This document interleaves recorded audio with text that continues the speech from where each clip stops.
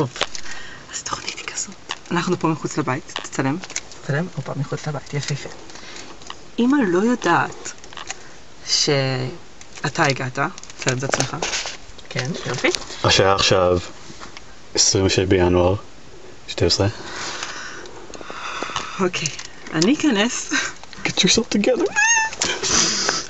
אני אכנס ואני אגיד לה, היי, מה קורה עם בלון וזה והכל, הנה בלון, תראה איזה צבעוני יפה, השקעתי. אני אגיד לה, היי, מה קורה וזה, נשב איתה קצת, מזל טוב עניינים. אני אגיד לה, אוי, שכחתי את ההפתעה שלך באוטו. אז אני אבוא לקחת אותך, אתה מצלם בינתיים, זה ייקח דקה וחצי לא יותר.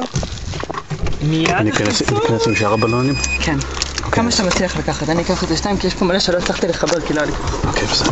יאללה, אני עומד בחוץ לשער או מחוץ ל... מחוץ לבית. שנייה, זה מפקע, איזה מפקע. סתם ממש. שנייה, רגע. זה קורלאפ.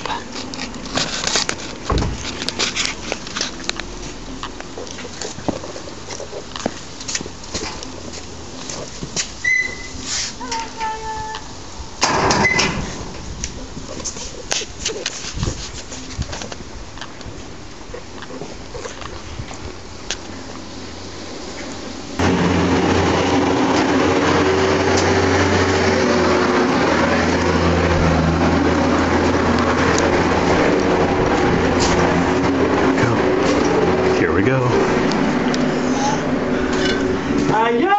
Happy birthday!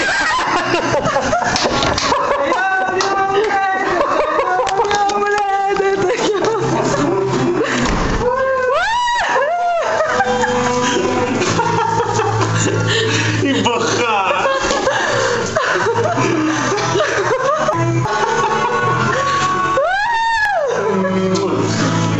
יום הולדת שמח!